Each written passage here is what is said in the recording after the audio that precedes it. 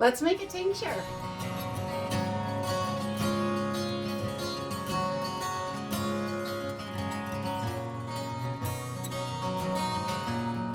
everyone, welcome to Homestead Corner. I'm Jenny, and today we are going to make a tincture, a simple, easy home remedy that can help you in many, many different ways. There are so many different kinds of tinctures that you can make. I really don't make lots of tinctures because they're made from vodka and I don't love the flavor of it. I am a huge tea drinker, and that is my main source of remedies that I like to do. Teas, salves, things like that. But tinctures are definitely really great to have on hand, and they last for a really long time because all it is vodka. You're essentially just making a simple infusion. Your tincture is vodka and the herb that you want to use. So you just want to make sure you know what herbs are going to do what for you. So you can do a ton of different tinctures, and some people absolutely love them and use tons of them. Tinctures are super easy to make, and they are absolutely wonderful to have in your natural medicine cabinet. So let's jump in. I'll show you all the things we're going to use. We'll put a tincture together, and I will show you how simple it really is. So to make tinctures, you don't need any special equipment or anything like that. They are really simple and basic. You just need jars. I'm going to use an 8-ounce jelly jar. That's the size we typically make when we're making a tincture, especially if you're only making tinctures for yourself and your family. You really don't need a lot. These go a super long way. And then some kind of amber colored, dark colored bottle to put your tinctures in once they're done. I keep my tinctures in a closet and just give them a good shake every day while they're in there. But once you're done and they're all strained and they're ready to use, you're going to want some sort of amber bottle to keep them in. A lot of times I keep the tinctures that I'm using at the time right in the coffee cup cabinet. So that way the amber bottle is going to help protect it from any sunlight or anything like that. You're also going to want at least an 80 proof alcohol. 80 proof is the minimum, and you're going to want to use dried herbs with 80 proof alcohol. Some people go with fresh herbs and 100 proof alcohol, and that is totally up to you if you're comfortable with that. I prefer the dried herbs. I know that they are not quite as potent when they're dried, but you run the risk of getting bacteria, and if there's too much water in your tincture, you are going to get mold and things like that, and you do not want that. Mold is zero good in a tincture. So making sure that I always use dried herbs with 80 proof vodka or 100 proof if you can get it. It's kind of hard to get here in Maine. If you cannot use alcohol, you could use glycerin. Glycerin is another way to go. It's called a glycerite, not a tincture, but it does the same exact thing. It's much thicker than your alcohol. So you may want to thin it down a little when you take it. I don't love glycerites. You can use them. I use glycerin for lots of other things, so it's great in soap. But it is vegetable glycerin, is all natural, and you can definitely do it that way if you can't use alcohol. On your alcohol, you don't have to use vodka. You can use you could use rum, whiskey, anything that's 80 proof or higher. You're also going to need some sort of labels. I just use whatever labels we have. You can write on tape. Whatever you have on hand is great. And a nut milk bag is great for this because your pieces of your plants, the plant material, you want to get that all out when you are done. So when you're straining it, you want something really tightly woven. If you don't have a nut milk bag, a t-shirt should work. Maybe double up a t-shirt, something like that. Something really tightly woven that's going to catch all those tiny pieces. And you're going to need whatever herbs that you're going to use. So let's jump in and get started. So for your tincture, you want to make sure your jar is nice and sterilized and clean. I like to keep a cap on it until I'm ready to use it. Make sure nothing gets in there. And today I'm going to use peppermint for a peppermint tincture. Peppermint is wonderful for all of those gut issues. If you are gassy or cramping or any of that stuff, you want to improve your digestion, anything like that, all those gut issues, peppermint is wonderful for that. So how I'm going to do this is I like to put about 1/3 of the jar full of herbs. Oh, that peppermint smells so good. So I'm just going to put my herbs in until I've got it about 1/3 full. Should do it. So just about 1/3, so you've got the rest of it there. And then I'm going to take my alcohol, pour it right over the top.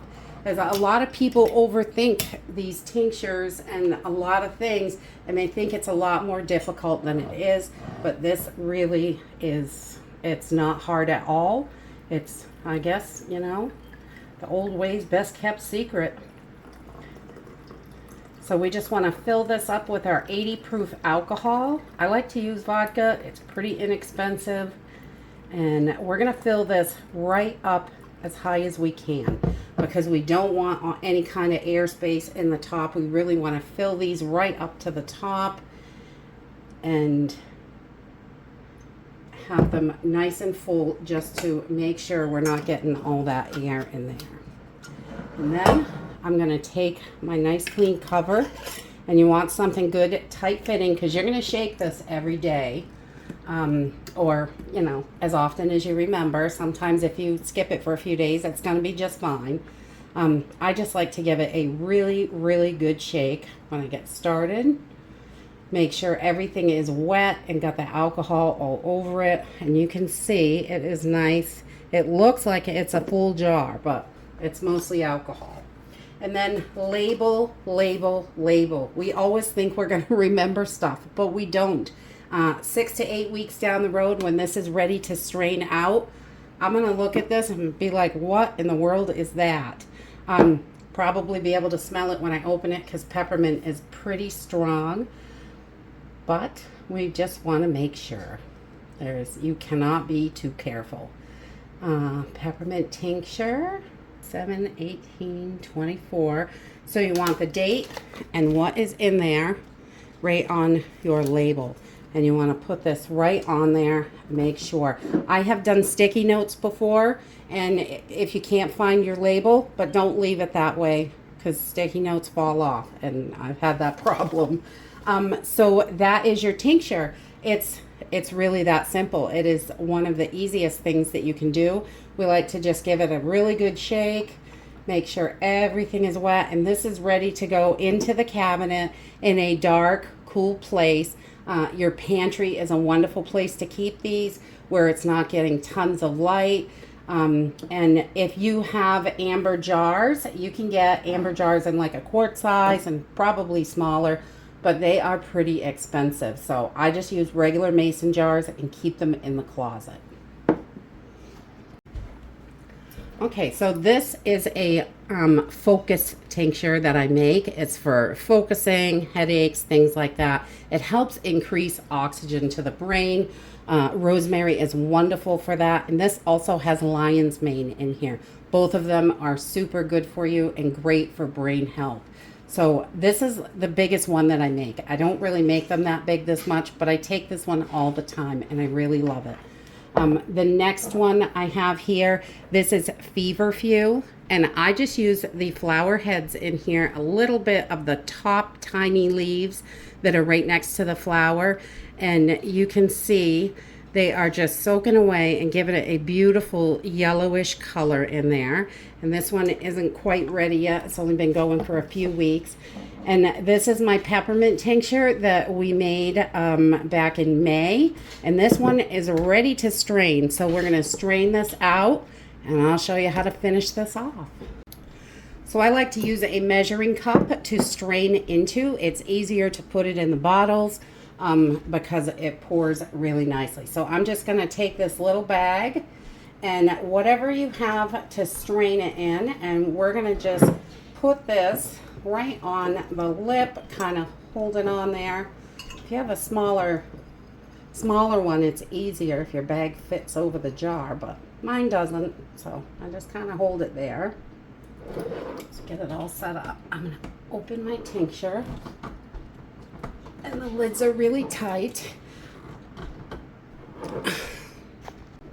All right, well, I had to beat the jar up because I couldn't get it out.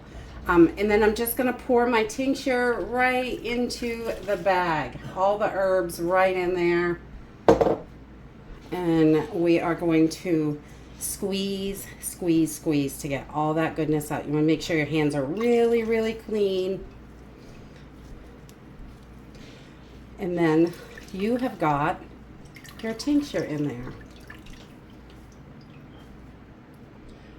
And that is it.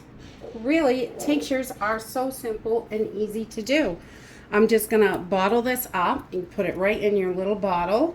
I like to use a dropper, and for dosage, I usually use 1 to 2 droppers just for any kind of stomach issue. If you're having a lot of gas, you're eating things that give you gas, because, you know, I love those things. They're delicious.